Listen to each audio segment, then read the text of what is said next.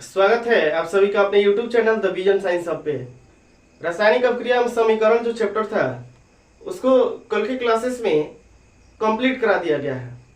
आज जो है उसी चैप्टर से रिलेटेड जो अभ्यास का प्रश्न है और जो पाठ्य निहित का प्रश्न है उसको सॉल्व कराया जाएगा। अभ्यास को प्रश्न को करने से पहले जो है कुछ पाठ्य निहित का प्रश्न है जो उस चैप्टर के अंदर दिया हुआ है, उसको जो है क्रम वाइज इस वीडियो में कराया जाएगा। तो आप लोग वीडियो में जो है लगातार बने रहिए। इसमें पेज नंबर जो आपका 6 है उसमें पहला प्रश्न दिया हुआ है कि वायु में जलाने से पहले मैग्नीशियम के रिबन को साफ किया जाता है क्यों। जो मैग्नीशियम का पट्टी है, जो मैग्नीशियम का रिबन है, उसको जलाने से पहले साफ क्यों किया जाता है।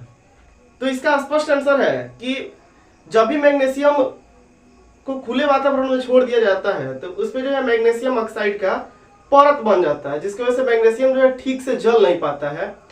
मैग्नीशियम ठीक से जल पाए इसके लिए जो है सबसे पहले मैग्नीशियम के रिबन को साफ कर दिया जाता है, जिसकी वजह से मैग्नीशियम पे जो परत बना हुआ है मैग्नीशियम ऑक्साइड का वो हट जाए और मैग्नीशियम जो है आसानी से जलना प्रारंभ कर दे और तेज ज्वाला के साथ जले। तो इसका आंसर लिखा गया है कि वायु में जलाने से पूर्व मैग्नीशियम को साफ किया जाता है, क्योंकि मैग्नीशियम नमी से क्रिया कर मैग्नीशियम ऑक्साइड का परत बना लेता है, जिससे वो ठीक से नहीं जल पाता है या नहीं जलता है। मैग्नीशियम के रिबन को साफ कर देने से मैग्नीशियम ऑक्साइड का परत हट जाता है, जिससे वो आसानी से तीव्र ज्वाला के साथ जलने लगता है। तो जो पाठ्य निहित का पहला प्रश्न था कि वायु में जलाने से पहले मैग्नीशियम के रिबन को साफ क्यों किया जाता है, उसका आंसर है। दूसरा प्रश्न दिया हुआ है कि निम्नलिखित रासायनिक अभिक्रियाओं के लिए संतुलित रासायनिक समीकरण लिखिए। अभिक्रिया दिया हुआ है उसके लिए जो है संतुलित रासायनिक समीकरण लिखना। सबसे पहले इसमें दिया हुआ है कि हाइड्रोजन जो है क्लोरीन से अभिक्रिया कर हाइड्रोजन क्लोराइड बनाता है। तो इसके लिए सबसे पहले हम लोग सिंबल लिख लिए हैं। हाइड्रोजन के लिए H2 और क्लोरीन के लिए Cl2, प्रोडक्ट में मिलकर बना है HCl। इसको बैलेंस करना है। तो बैलेंस करने के लिए हम क्या करेंगे, हाइड्रोजन यहाँ पे 2 है, क्लोरीन यहाँ पे 2 है, इधर भी 2 2 होना चाहिए, तो इसके पहले हम 2 लगा देंगे। अब मेरा ये संतुलित रासायनिक समीकरण हुआ। दूसरा इसमें प्रश्न दिया हुआ है कि बेरियम क्लोराइड एल्युमिनियम सल्फेट से अभिक्रिया कर बेरियम सल्फेट और एल्युमिनियम क्लोराइड बनाता है। इसके लिए सिंबल लिख लिया गया है। बेरियम क्लोराइड के लिए BaCl2 प्लस एल्युमिनियम सल्फेट के लिए AlSO4 का होल थ्राइस, और प्रोडक्ट में बना हुआ है बेरियम सल्फेट अर्थात BaSO4 और एल्युमिनियम क्लोराइड मतलब AlCl3। इसको बैलेंस करना है। हम इधर जो है Cl2 है और इधर Cl जो है 3 है, तो सबसे पहले इसको हम 3 बना लेते हैं। 3 दूना 6 हो गया क्लोरीन, इधर 6 करना तो इसके पहले हम 2 लगा लेते हैं। 3 दूना 6 क्लोरीन यहाँ पे हो गया और 3 दूना 6 क्लोरीन यहाँ पे हो गया। बेरियम जो है 3 यहाँ पे है और 1 यहाँ पे है, इसको भी 3 बना लेते हैं। एक बार इसको चेक कर लिया जाए। एल्युमिनियम 2 हो रहा है तो इसके पहले हम 2 लगा लेते हैं। 3 दूना 6 क्लोरीन, 3 दूना 6 क्लोरीन, 2 एल्युमिनियम, 2 एल्युमिनियम, 4 तिहाई 12 ऑक्सीजन, 4 तिहाई 12 ऑक्सीजन, सल्फर 3, सल्फर 3। ये मेरा संतुलित रासायनिक समीकरण हुआ। तीसरा है कि सोडियम जो है जल से अभिक्रिया कर सोडियम हाइड्रोक्साइड बनाता है, इसके अलावा हाइड्रोजन गैस मुक्त करता है। तो सोडियम के लिए Na लिख लिया गया है, जल के लिए H2O, सोडियम हाइड्रोक्साइड के लिए NaOH और हाइड्रोजन के लिए H2। इसको बैलेंस करना है। सोडियम 1 है, इधर भी सोडियम 1 है, हाइड्रोजन इधर 2 है, हाइड्रोजन इधर 3 है। तो सबसे पहले हम यहाँ पे 2 लगा लेते हैं। अब हाइड्रोजन हो गया 2 यहाँ पे और 2 यहाँ पे, 4। इसको 4 बनाना है तो इसके पहले 2 लगा लेते हैं। ऑक्सीजन हो गया 2, इधर भी ऑक्सीजन 2, हाइड्रोजन 2 दूना 4 और 2 हाइड्रोजन यहाँ पे, 2 हाइड्रोजन यहाँ पे, 4 हाइड्रोजन। गड़बड़ हो रहा है सोडियम, सोडियम 2 है तो इसके पहले हम 2 लगा लेते हैं। इस तरह से ये रासायनिक समीकरण जो है संतुलित हुआ। आप लोग इतना स्क्रीनशॉट लीजिए, फिर हम इसके अगले प्रश्न पे चलते हैं।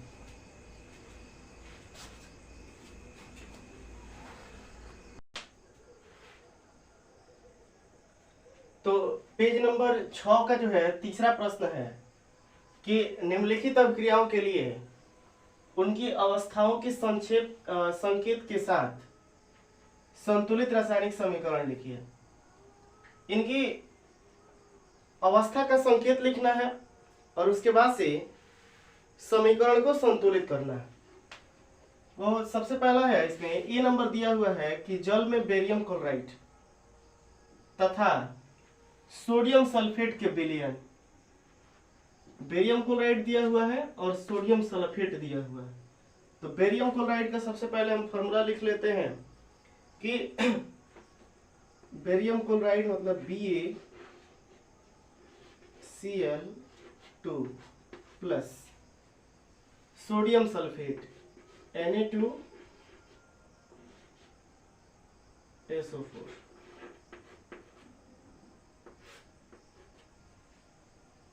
अभिक्रिया करके सोडियम क्लोराइड मतलब NaCl और अघुलनशील बेरियम सल्फेट का अवक्षेप बनाते हैं। तो बेरियम सल्फेट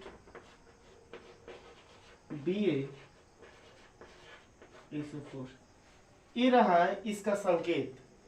अब इसके बाद से कह रहा है कि इस रिएक्शन को जो है संतुलित कीजिए। बेरियम 1 है, इधर भी बेरियम 1 है, सोडियम जो है इधर 2 है, इधर सोडियम 1 है, क्लोरीन इधर 1 है, 2 है, इधर 1 है। हम क्या करते हैं, इसके पहले 2 लगा देते हैं। अब सोडियम भी 2, सोडियम भी 2, इधर क्लोरीन भी 2, क्लोरीन भी 2, barium 1, barium 1, S1, S1, O4, O4, ये हुआ संतुलित। तो आपका ए नंबर सॉल्व हुआ।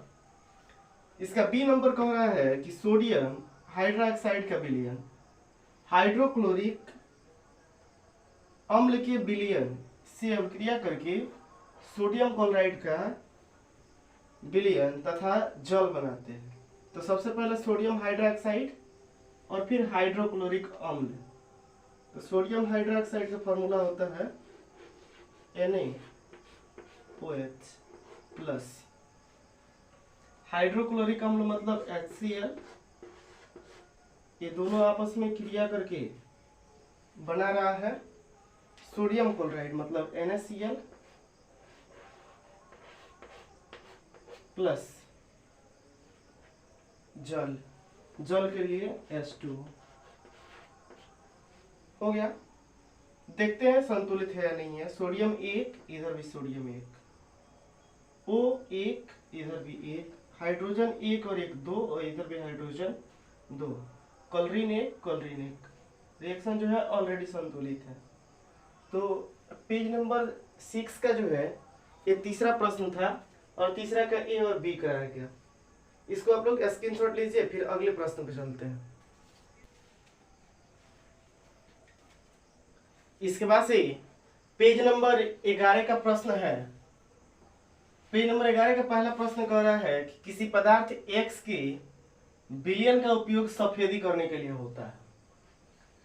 इसमें पहला नंबर प्रश्न दिया है कि पदार्थ X का नाम तथा सूत्र लिखिए। उस पदार्थ X का नाम बताना है तथा उसका सूत्र बताना है जिसका उपयोग सफेदी करने के लिए, पेंट करने के लिए किया जाता है। तो उस X पदार्थ का नाम जो है कैल्शियम ऑक्साइड है।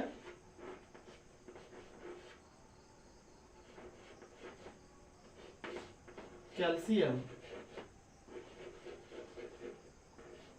ऑक्साइड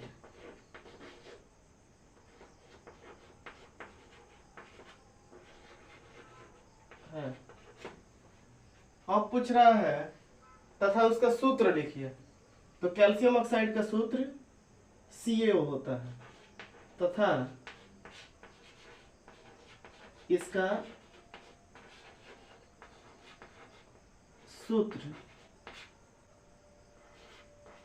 CaO कैल्शियम ऑक्साइड होता है। अब इसमें भी एक और प्रश्न दिया हुआ है कि ऊपर फर्स्ट में लिखे एक्स की जल के साथ अपक्रिया लिखिए। जो पदार्थ ऊपर एक मिला है CaO, इसका रिएक्शन जो है जल के साथ में लिखना है। CaO का रिएक्शन जल के साथ, CaO है और इसी का रिएक्शन कराना है H2O के साथ। तो यहां से प्रोडक्ट बनता है, मतलब बिना बुझा हुआ चूना में जब पानी डाल देंगे तो बन जाएगा बुझा हुआ चूना। अब बुझे हुए चूने का रासायनिक सूत्र होता है CaOH का होल ट्वाइस। बुझा हुआ चूना, जब बिना बुझे हुए चूने अर्थात कैल्शियम ऑक्साइड का रिएक्शन जब जल से करा देंगे, बिना बुझे हुए चूने में जब पानी डाल देंगे तो बुझा हुआ चूना मिल जाएगा। और बुझे हुए चूने का रासायनिक सूत्र होता है CaOH का होल ट्वाइस। इसका सेकंड नंबर प्रश्न है कि क्रियाकलाप 1.7 में एक प्रखनली में एकत्रित गैस की मात्रा दूसरी से दुगुनी क्यों है? उस गैस का नाम बताइए। एक बार और प्रश्न को पढ़ते हैं कि क्रियाकलाप 1.7 में, आप लोग बुक खोल के देख लीजिएगा। एक प्रखनली में एकत्रित गैस की मात्रा दूसरी से दुगुनी क्यों है, उस गैस का नाम बताइए। आंसर लिखा गया है कि हम जानते हैं कि जल का निर्माण हाइड्रोजन के 2 परमाणु तथा ऑक्सीजन के 1 अणु से मिलने से होता है, इसीलिए प्रखनली में उपस्थित गैस की मात्रा दूसरी गैस से दुगुनी है। पहली गैस का नाम हाइड्रोजन है तथा दूसरी गैस का नाम ऑक्सीजन है। ये रहा पेज नंबर 11 का क्वेश्चन नंबर फर्स्ट और क्वेश्चन नंबर सेकंड। इसके बाद से हम पेज नंबर 15 का प्रश्न करेंगे। तो आइए पेज नंबर 15 का प्रश्न किया जाए। फिलहाल आप लोग इतना स्क्रीनशॉट लीजिए। पेज नंबर 15 का पहला प्रश्न है कि लोहे की कील को कॉपर सल्फेट के विलयन में डुबोया जाता है तो विलयन का रंग बदल जाता है क्यों?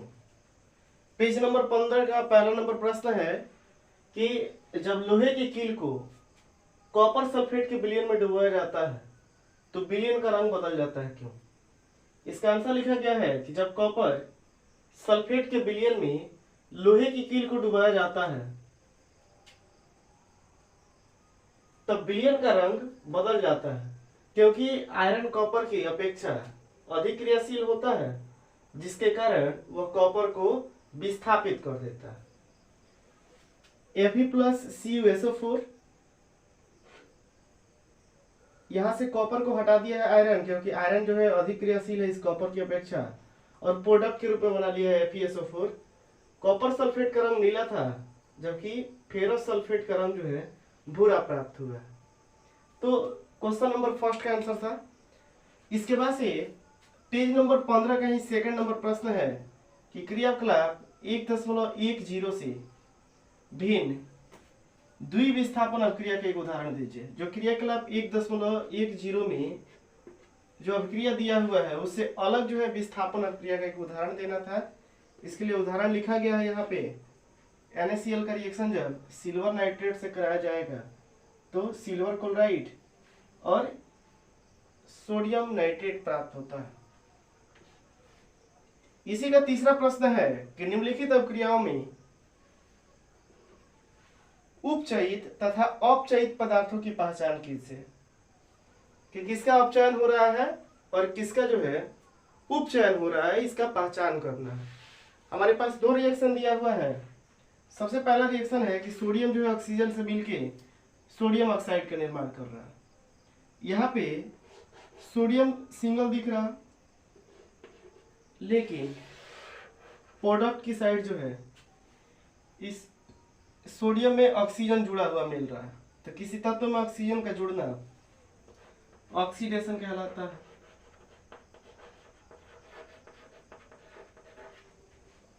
ऑक्सीजन यहाँ पे 2 है, इधर ऑक्सीजन 1 है, मतलब ऑक्सीजन की संख्या में कमी रिडक्शन कहलाता है।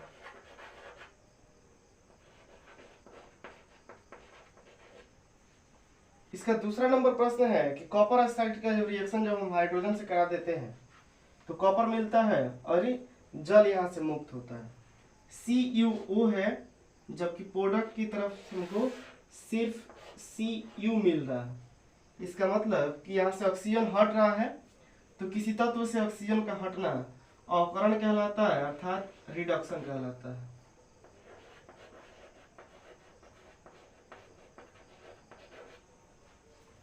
और फिर यहाँ पे हाइड्रोजन जो है,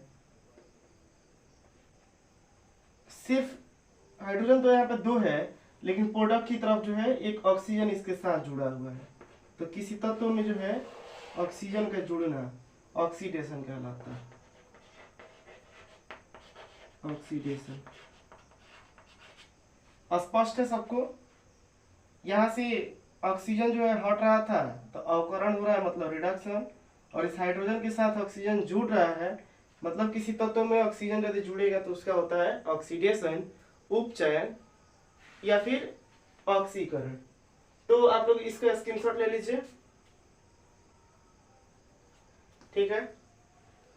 वीडियो में जुड़े रहने के लिए आप सभी का धन्यवाद।